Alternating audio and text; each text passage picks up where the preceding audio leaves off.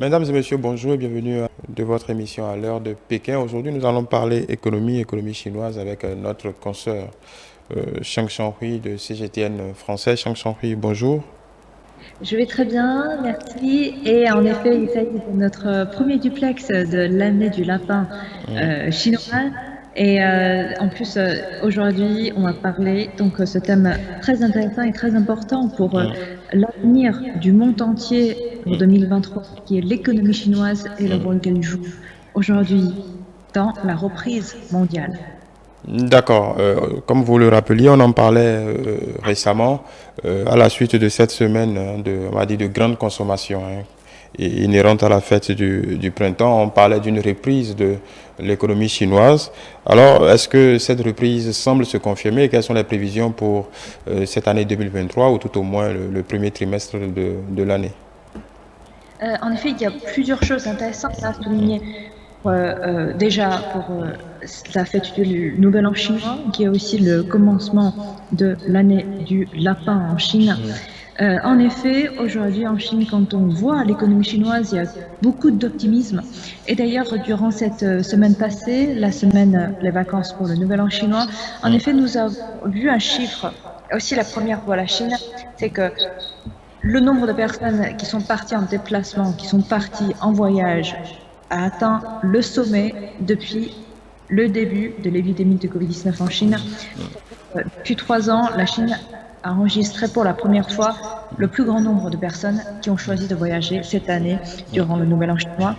Et aussi, que ce soit pour des plateformes de voyage internes ou externes. En effet, nous avons enregistré aussi de nouveaux sommets, de nouveaux records au niveau du nombre de touristes. Et en même temps, de l'autre côté, même par exemple, vous avez vu, ce qui est aussi arrivé depuis quelques jours, c'est que le ministre du Tourisme philippin est allé lui-même à l'aéroport pour accueillir les touristes chinois. Ça veut dire qu'aujourd'hui, la bonne nouvelle, c'est qu'avec la reprise économique en Chine, aujourd'hui, les touristes ne se limitent plus voyager à l'intérieur de la Chine, mais aussi vont partir à l'étranger. Donc c'est peut-être un fait intéressant à souligner. Et après, il y a aussi un autre sujet très important pour ceux qui s'intéressent à l'économie, pour ceux qui s'intéressent à la consommation et pour ceux qui s'intéressent aussi dans les échanges entre la Chine et l'Afrique dans les 3 ans qui viennent. Eh bien, il s'agit de la croissance. Il s'agit de la croissance, pourquoi? Parce que d'abord, la Chine a depuis 3 ans enregistré en moyenne la croissance annuelle de plus de 4,5%, alors que ce chiffre, en effet, a été pour le monde entier, a été 1,6% pour le monde entier. De ce point de vue-là, on peut dire que la Chine a déjà, depuis 3 ans, beaucoup contribué à la croissance économique mondiale. Et de l'autre côté, nous avons également vu les prévisions de la part de l'ONU en disant que la Chine, il pourrait que la croissance et la vitesse de la croissance de la Chine pour l'année 2023 sera à 4,8%. Ce qui est aussi très bon pour le monde, puisqu'en ce moment, quand on regarde le monde, la vitesse de la croissance du monde a été de 3% au début, après jusqu'à 1,9%. En effet, aujourd'hui, si d'ici la fin de l'année 2023, on arrive à atteindre cette prévision de l'ONU de 4,8% pour la Chine, alors que la prévision de l'ONU pour la croissance mondiale a été de 1,9%, et bien dans ce cas-là, on peut dire que la Chine aura beaucoup contribué à la croissance mondiale. Donc c'est peut-être un fait intéressant à souligner, c'est que quand on voit le rôle que la Chine va jouer, quand on voit aussi avec de différents cercles de l'économie, que ce soit pour l'économie chinoise ou pour l'économie américaine, nous avons vu clairement aujourd'hui, il y a un nouveau décalage qui est en train de se créer entre la croissance économique aux États-Unis et la croissance économique en Chine. Depuis 3 ans, la Chine a mis en place une série de politiques et là, surtout récemment, avec l'assouplissement des règles de la Covid-19, ce qui est intéressant à souligner, c'est que la Chine est en train de mettre une série de politiques pour inciter la croissance économique, que ce soit pour la consommation, pour le tourisme et aussi pour le développement de hautes technologies à l'intérieur de la Chine. Par exemple, on pense aussi à l'énergie propre, qui sera un pilier très important dans l'économie chinoise dans le futur. Et en même temps, nous avons vu aussi que la Chine est en train de s'ouvrir au monde depuis 2 mois. Et de l'autre côté, quand vous voyez le marché des États-Unis, il y a une récession qui est en train de venir pour le marché des États-Unis, surtout pour l'industrie de haute technologie et aussi pour l'industrie manufacturière. Donc, nous avons vu en même temps aussi depuis surtout 2 semaines beaucoup d'investissements et beaucoup de flux financiers vont vers l'Asie et précisément vont vers la Chine. Donc, Voilà, est-ce que ça, oui, oui. est-ce que ça voudrait dire que les deux courbes, la courbe de progression de croissance de l'économie chinoise se croise avec celle du développement de l'économie américaine? Parce que ce que vous décrivez, c'est qu'il y a une reprise d'un côté et il y a on va dire, une économie, l'autre américaine, qui se contracte plutôt en parlant de récession. Est-ce que c'est une tendance lourde? Est-ce que c'est une tendance qui, selon les prévisions, devrait se pérenniser dans le temps? Qu'en disent les experts exactement? Désolée, je n'ai pas bien entendu votre question parce que ça a saccadé un peu. Ah d'accord. Je demandais si la courbe de croissance de ces deux économies, l'économie chinoise qui plutôt est en phase de reprise et l'économie américaine qui est plutôt en phase de contraction et de récession, est-ce une tendance lourde qui devrait se pérenniser tout au moins cette année ou dans les années à venir? Comment les experts décryptent la situation? Pour votre question, pour l'instant, on n'a pas encore entendu des informations précises de la part des États-Unis, surtout sur cette potentielle récession.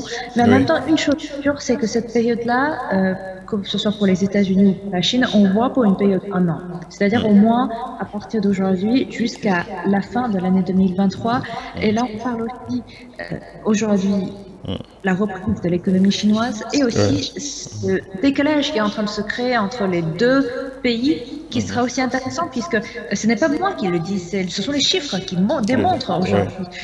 Le flux financier vont aujourd'hui vers les places asiatiques, oui.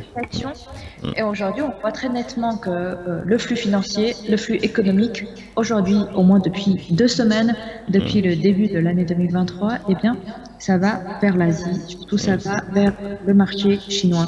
Donc c'est bon signe pour la Chine et pour l'économie chinoise, pour montrer son attirance et son attractivité vers la richesse mondiale. Pourquoi? Parce qu'on y trouve une croissance. On y trouve une croissance qui sera nettement supérieure et qui sera nettement beaucoup plus vite qu'ailleurs dans le monde. De ce point de vue-là, on peut dire que la Chine pourrait, d'ici la fin de l'année 2023, contribuer à la croissance mondiale. Et tout ça, par quel moteur, par quel moyen, par quelle industrie? Ça sera peut-être aussi intéressant pour les téléspectateurs du Bénin de comprendre comment ça marche en ce moment en Chine. Eh bien, pour vous donner quelques informations et pour vous donner une piste, pour comprendre mieux l'économie chinoise, il faudrait qu'on parle d'abord l'économie de plateforme et aussi l'économie numérique, qui sont les deux piliers les plus importants aujourd'hui en Chine. Vous pouvez bien sûr aller constater et aussi aller prendre le pouls de l'économie chinoise par différentes manières. Après, ce qui a été annoncé comme le secteur le plus important et sera peut-être aussi le moteur de la croissance en Chine, ça sera précisément l'économie numérique, qui sera donc certainement le pilier de l'économie et le moteur de la croissance de l'économie chinoise.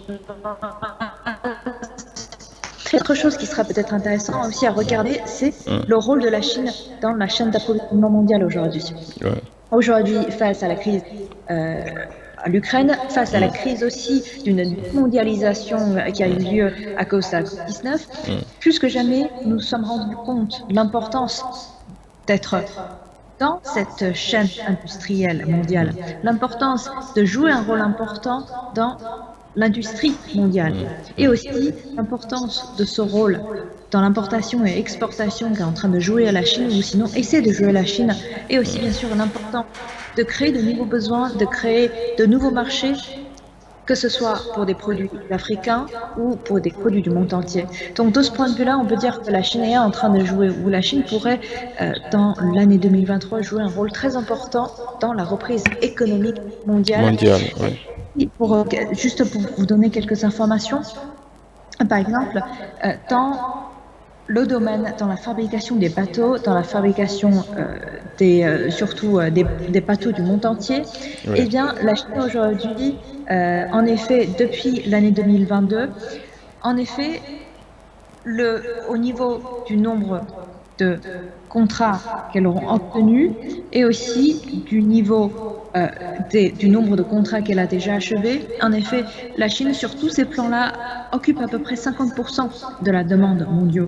Donc, de ce point de vue-là, la Chine est en train de jouer un rôle très important dans l'industrialisation, dans le mécanisme, donc dans la construction du bateau aujourd'hui dans le monde entier. Donc aujourd'hui, on peut dire que la Chine occupe la première place.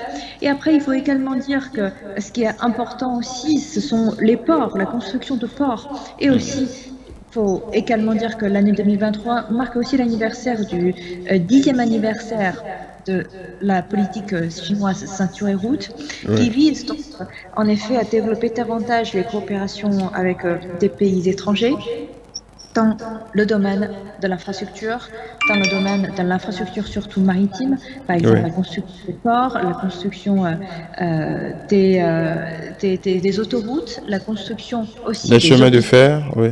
Exactement, les chemins de fer, tout ce qui est aussi dans les transports et aussi bien sûr dans les aéroports. Donc tout ça, ce sont les infrastructures qui sont nécessaires et qui sont très importantes pour le développement local, pour, mettons, une ville en Afrique, une ville au Bénin.